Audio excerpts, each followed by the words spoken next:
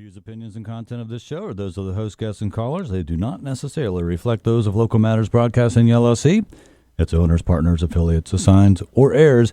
Having said that, it's now time to say good morning, St. Johns County. Welcome to the weekly radio show of the St. Johns County Council on Aging, better known in our community as the COA. We are your local nonprofit agency who for the past 51 years has been leading and advocating for the dignity and independence of seniors and responding to their changing needs. I'm Brian Robinson, Program Director for COA, broadcasting to you live from the studio WFOY 102.1 FM, your local radio station for news, sports, and talk. Before we get into our show, let me remind everyone, as I do each and every week, if you have a question, comment, or a suggestion for a radio show topic, or if you just want to compliment me on my amazing fashion style, well, you can send those emails to radio@coasjc.org.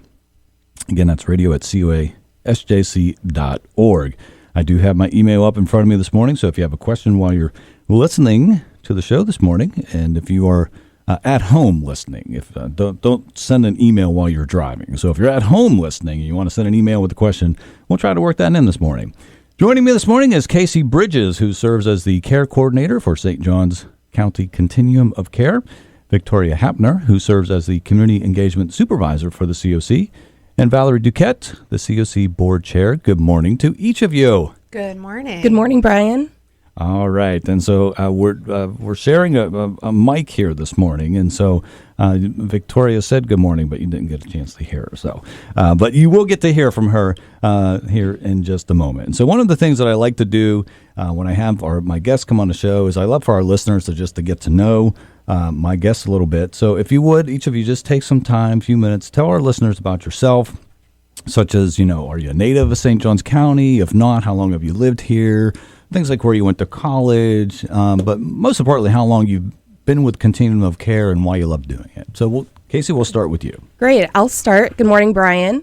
My name is Casey Bridges. As you said, I am originally from Connecticut. I came down here to Florida in 2009 to go to Flagler College. I graduated in 2014 with a dual major in communications and sociology. And then in about 2017, I dove into this line of work. I worked with St. Augustine Society. I also worked with the Emergency Services and Homeless Coalition of St. Johns County. And I am now with UF Health St. John's, and I have been working with the Continuum of Care for about 4 years now. Fantastic. All right, Valerie? Well, good morning, everyone. I am Valerie Duquette. I am a licensed clinical social worker, and I work in the behavioral health field, currently with Epic Behavioral as the clinical director. I am a Florida native, not a native to St. Augustine, but I am a Florida native, born and raised in South Florida. It's where I went to school and everything, and then I moved up here in about 2012 and started working at, then it was Flagler Hospital, now UF Health St. John's, and I've recently transitioned over to Epic Behavioral. So in this community, I have had the opportunity to interact with a lot of folks and have worked in all facets of everything that interacts with behavioral health and medical, and it's been wonderful.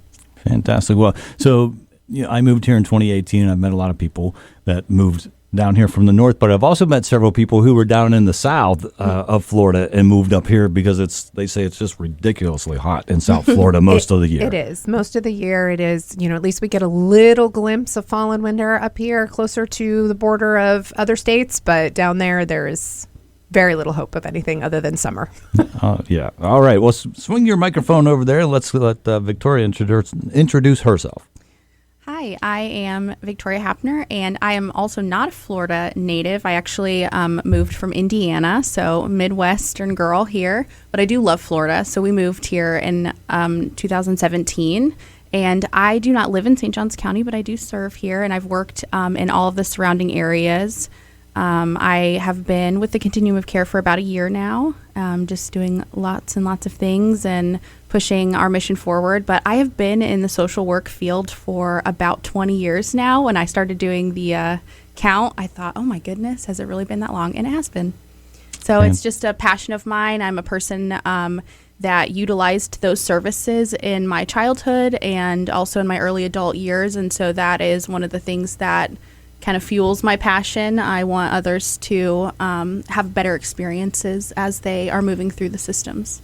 Well, fantastic. Well, thank you each for introducing yourselves so our listeners can know a little bit about you. And our time together here is really to talk about the Continuum of Care. And, the name of your organization is kind of one that people might be like, well, what in the world do they do, right? And that's kind of like with the St. Johns County Council on Aging. And people are like, what? Like, what, and then you have to explain all the programs and services that we do serving those 60 and older and those who care for them. And so I assume that you probably get that from time to time. Oh, Continuum of Care. What does that mean? And so let's just kind of, in this first segment, let's just dive into that question. We got lots of other questions that we'll get to later, but, just kind of explain to our listeners what is St. Johns County Continuum of Care?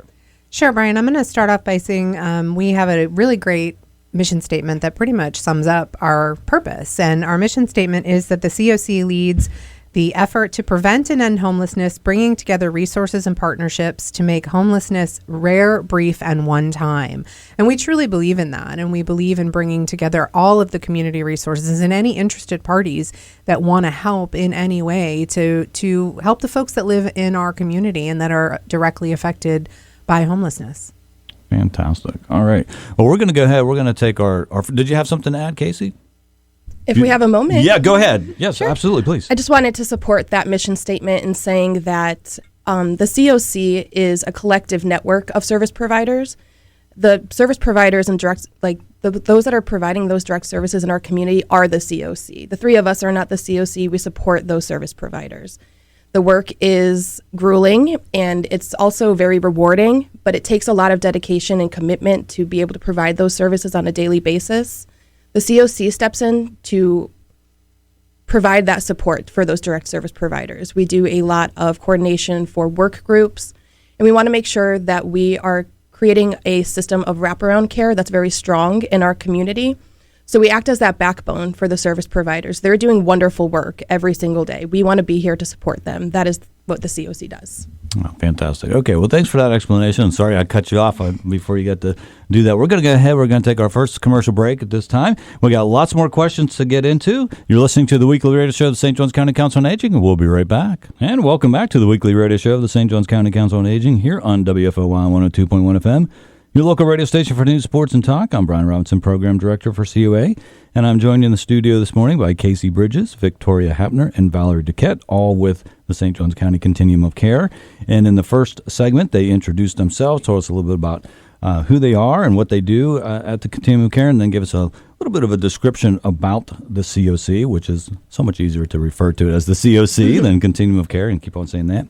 That's why we call St. Johns County Council on Aging COA. It's so much easier, right? All right, so I just wanted to dive into my next question here. And the U.S. Department of Housing and Urban Development reported in their 2024 point-in-time count that there were 771,480 people who are homeless in the United States.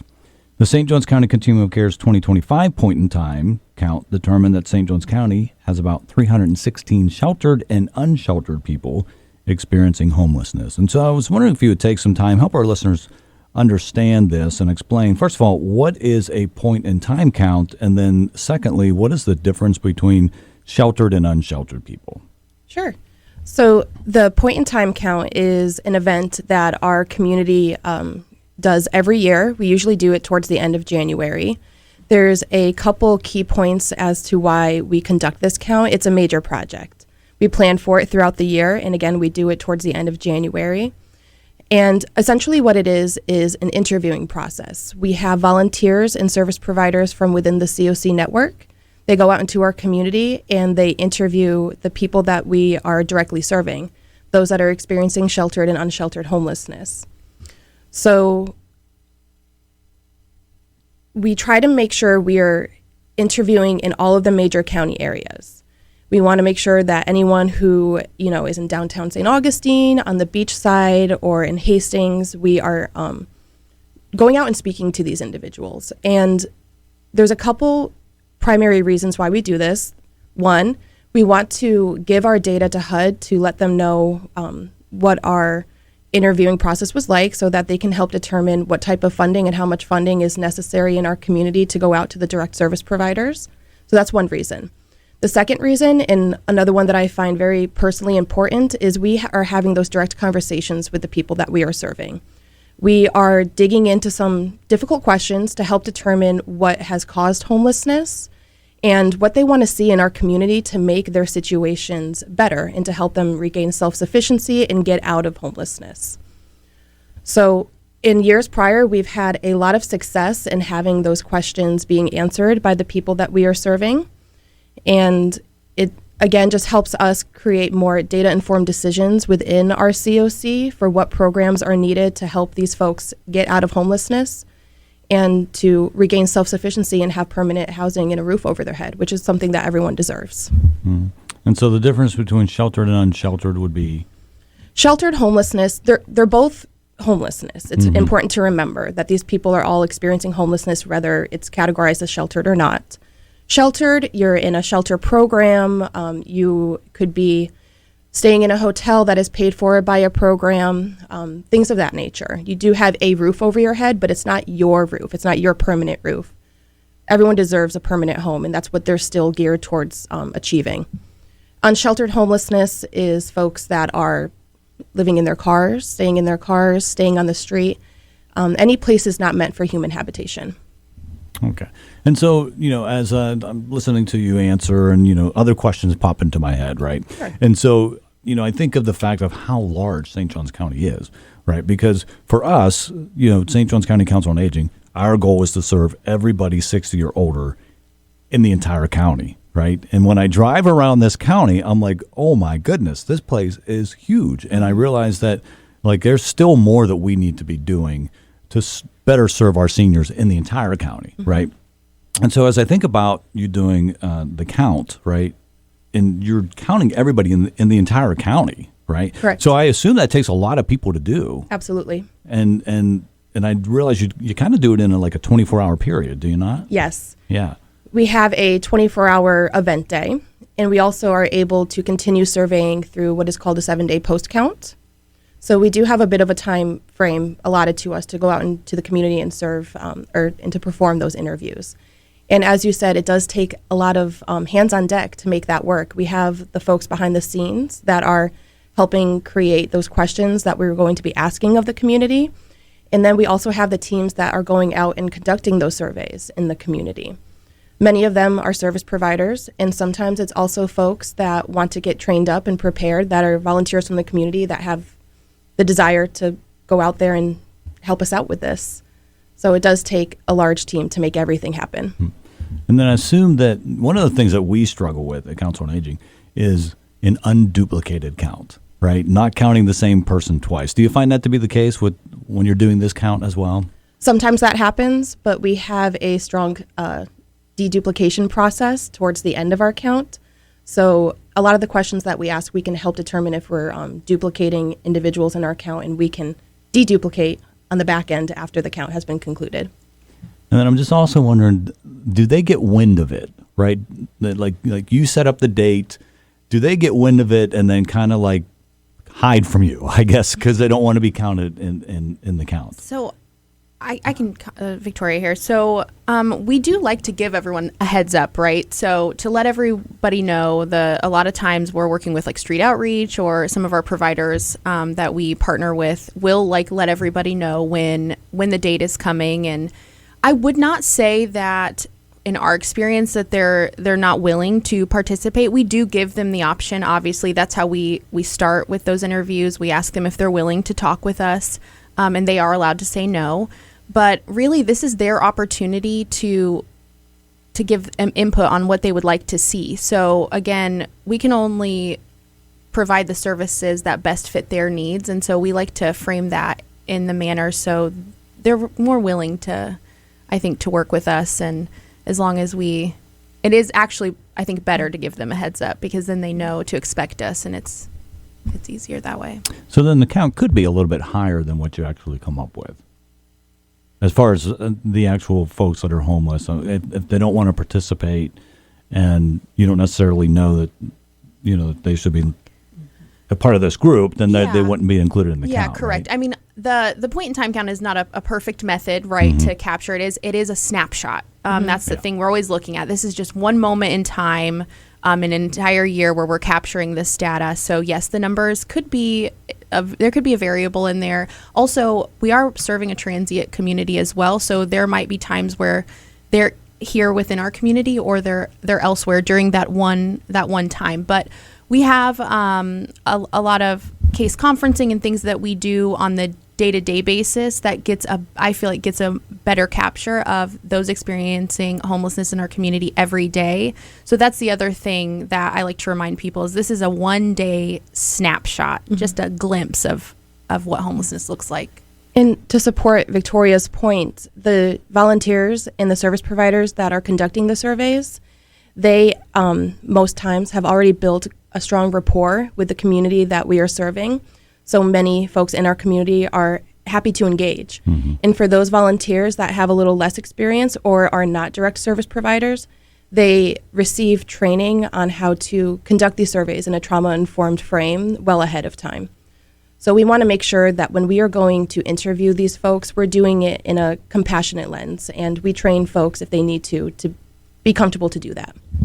So when I was looking at your statistics and preparing for this, right, of that 316 that was in the count, the point in time count, 112 were 55 or older, right? And we're seeing more and more of that age demographic. And it's for a variety of reasons. And so I was just kind of wondering if you were able to discover and pinpoint some of the different reasons that those in this age demographic are experiencing homelessness. Yeah, we have seen an increase in those 55 or older experiencing homelessness, and we are continuing to see that increase. And it's for a various number of reasons, but we're finding that the most common is the cost of living in our area. St. Johns County is very expensive to live here. I commute here every day. It's the cost of living is really high. So we're seeing, various things happen where, we might have a spouse pass away. So now they've gone from 2 incomes to 1 low fixed income, and they now cannot afford their basic needs such as their rent, groceries, and medical costs.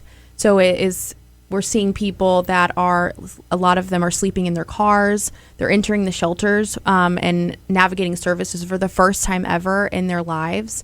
And so we're now trying to come together as a group to see how can we better serve this community that we're seeing an increase in and support this community that has helped build up St. Johns County. They're the ones that have lived here and worked here. And so how can we make them still be at home here? And I think Valerie has... So just on a personal note, just to let everybody know, and I did get permission from my family members to share this, but we discuss this all the time in my own family because we've had this happen. We have, my mother lives here in St. Johns County. We lost my father a few years ago, and that drastically decreased the income. And, they're fortunate that they do have other resources, which having family locally, having support, having retirement funds. But there's a lot of folks who don't. There's a lot of people who worked hard their whole lives, but are existing off of their Social Security. And when you do have a death or a major medical issue or, some other big financial burden that happens, you find yourself having to make the decisions and the choices of where do we focus that limited amount of income. And then when there is a separation of some sort, whether it's by passing or somebody ends up in a nursing home, and so what does the other spouse do? The bills haven't changed. The amount of bills haven't changed. The income has changed. So they're having to make really hard decisions about what do we spend our money on.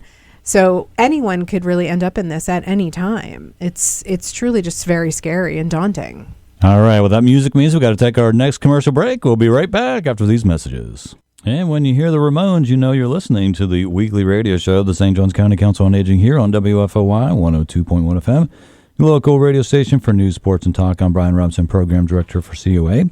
Next week, we will be off the air for the Thanksgiving holiday, so I hope you have a wonderful Thanksgiving with friends and family. But we will be back on the air December 4th with Crystal Hill and Janelle Graham with River House Events to tell us about everything that we do at River House on the weekends and through the evenings. Wonderful venue that we are fortunate to have at COA right there on the Matanzas River. So tune in December 4th with Crystal Hill. Janelle Graham will be my guest. But my guests today are Casey Bridges, Victoria Hapner, and Valerie Duquette with the St. Johns County Continuum of Care. which is more easily referred to as the COC. All right, and so we've been talking a lot about this and the topic of homelessness, and in our last segment we talked about the point-in-time count and how that helps to identify the number of people in St. Johns County that are homeless, and some are sheltered, some unsheltered, and before the break, right before the break, we were talking about those 55 and older, and just the fact that more and more in that age demographic are finding themselves dealing with homelessness. One of the things that we hear from time to time is, a senior who has been in their home and the insurance rates have gone up to where they can't afford it any longer. And that is something I wonder if you have found to be the case. Absolutely. I mean, as Victoria mentioned earlier, the cost of living in St. Johns County has skyrocketed over the last few years. All of us that live and work here have experienced that ourselves. Homeowners insurance is just one thing. Our taxes are constantly being reviewed to see if they're going to go up. Just those everyday things, and it trickles down into everything: your car insurance, the cost of groceries, just gas. Everything goes up and up and up, and the cost of medical care is on the rise. And so for the older population, those are significant things that directly impact their daily lives and their daily functioning. And when you are on a limited income and that income is not keeping up with the rising costs of everything else, choices have to be made that can eventually lead to putting yourself in a position to where you could be facing a very difficult choice of, do I stay in my home, or do I pay the medical bills this month? Or what happens if you get sick and you end up in the hospital, and then there's those mounting bills, which really can perch people very precariously on the edge of losing their established home and venturing into something that they probably have never experienced before and don't even know that there is a system that can help them to navigate and can help them to work on either seeing if it's financially feasible or feasible at all to stay in the home, or if there is another resource or another living environment that would be appropriate for them. So we're going to talk about the different organizations that are in St. Johns County that serve the homeless. But before we do that, my question would be this: if there's somebody out there that's listening and they're kind of in that situation right now, right? Can they reach out to you, or should they just reach out to these organizations separately that we're about to discuss? Like, are you able to point them to one of the organizations for the help that they might need? Yeah, so if anyone out there that's listening is experiencing any challenges or barriers, they can go to our Get Connected form through Care Connect. You can get there from the UF Health St. John's website. Fill out the form, and you'll actually be connected with a resource navigator, and they will go through a few assessments with you, kind of see what challenges or barriers you're experiencing, and then they will match you with service providers that you qualify for and do a warm handoff. So it's a little different than just getting a list. Let's say you're experiencing some food insecurities. They're not just going to give you a list of food pantries and say good luck. They're going to actually find something that makes sense to where you're at, your transportation challenges, and really make sure that where they're sending you is going to be something that works for where you're at. So yes, get connected, go to the website, or you can call the number, or you can stop in the office as well. Somebody will help walk you through getting that form, and then you'll be in our system, and all of our providers will work together to ensure that you get the help that you need. And that's one of the things that I love is the collaboration that goes on, right? And I think St. Johns County, and I haven't been in every county throughout Florida, but just from what I hear, St. Johns County is really good at collaborating together, right? All the different nonprofits and all the different agencies of the city or the county just working together to serve the population, and in this instance, the homeless population. We are very fortunate in that here in St. Johns County, that we have so many amazing established relationships that have been able to continue and flourish and grow. And we're always looking for more people to join that network. So the COC itself has over 30 different service providers across the spectrum of, all different needs. We not only have our funded providers, but we have other support resources as well. So we have people in behavioral health, we have people in medical, we have people with transportation specialties, all different kinds of things that you could think of. And we have even individuals that are looking to help that will volunteer their time and assist. We have faith-based organizations. We have so many different people who have stepped up and said they want to help. We're always welcoming and open to new folks who are interested in learning and interested in giving of their time and seeing if they fit in any way to support the folks that we're serving. It all ties back to that goal of creating a strong system of wraparound care. The last thing we ever want to do is tell someone, I'm sorry, we don't know what can help you. We don't know where to refer you to. We don't want to leave anyone at a dead end, and we want to make sure that we are giving warm handoffs so people are comfortable while they're navigating these vulnerable situations that they find themselves in. Mm-hmm. And so if you would, tell our listeners about some of the different nonprofits and agencies that serve the homeless population. Sure. So we have our service providers who are incredible and do great work every day. We have St. Augustine Society, the Homeless Coalition of St. Johns County, St. Johns County Health and Human Services, Catholic Charities Bureau of St. Augustine, and Betty Griffin Center. But we also have other organizations. Our county services are very involved. We have all of our local law enforcement agencies, our fire rescue and EMS are involved. Epic Behavioral, SMA, the hospital itself, UF Health St. John's, Care Connect. We have, the COA. We have all of our other, support agencies. There's lots of individual churches. We have, I'm blanking on all of the folks, but we have so many people that come and do great work and stand up. And we have, wonderful individuals that also come and want to volunteer their time. We have, Patients with Not Prisoners is a great organization locally that has stepped up also and is looking to help in some way. Is there anyone else? I'm forgetting everybody. But I'm sorry, I wanted to chime in, and everyone you mentioned and more are in our Opening Doors brochures. The COC oversees a countywide navigational guide for resources, and many of those that Valerie mentioned, plus more, can be found in our Opening Doors brochure, which is also on our St. Johns County COC website. All right, the music means we got to take our next break. We'll be right back after these messages. And welcome back to the final segment of the weekly radio show, the St. Johns County Council on Aging, here on WFOY 102.1 FM, your local radio station for news, sports, and talk. I'm Brian Robinson, Program Director for COA, and I've been joined in the studio this morning by Casey Bridges, Victoria Hapner, and Valerie Duquette with the COC. And we're talking about all things that pertain to our homeless population here in St. Johns County. And this next question is really just kind of diving into the importance of remembering that these are human beings, right? And a lot of times, for those of us who have never experienced homelessness or had somebody that we loved experience it, like, we are looking from the outside and we don't know what these individuals are going through and what, kind of put them in there. And so there's a lot of preconceived ideas about the people that are experiencing homelessness. And so I was wondering if you would just, in this last segment, give our listeners some information you can share that provides more insight into what our local homelessness looks like. Sure. So one of the things when we are talking about folks experiencing homelessness is that we do need to challenge a few misconceptions, of course. A lot of people still are thinking that homelessness only affects those who are unemployed, they're struggling with other challenges such as addiction or mental health, or they're simply choosing to be homeless. I hear that a lot, which blows my mind. But here in St. Johns County, that doesn't really fit our, the folks that we see here. It really couldn't be further from the truth. Homelessness in our community, they're our neighbors. So they're the retirees who have worked hard. They've been working their entire life. Now they're just trying to live out their best retired life, but they can't keep up with their rising costs.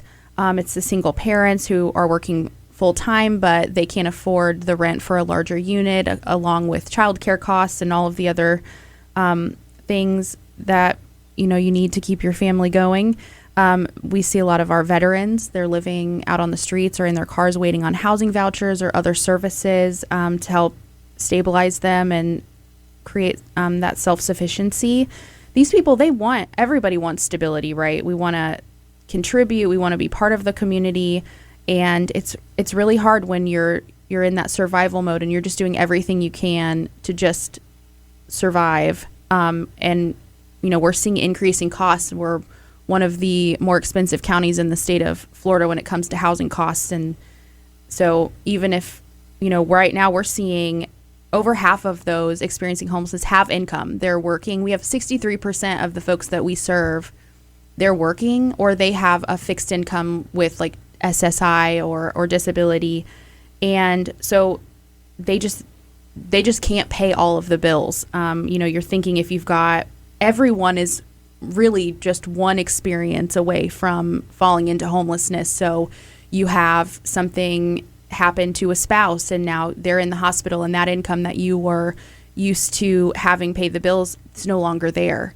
You might be living paycheck to paycheck, and now your car breaks down and you have these hundreds of dollars or even thousands of dollars of repairs. And so you have to choose, do I get my car fixed so that I can continue to earn income and continue to work, or do I pay my rent?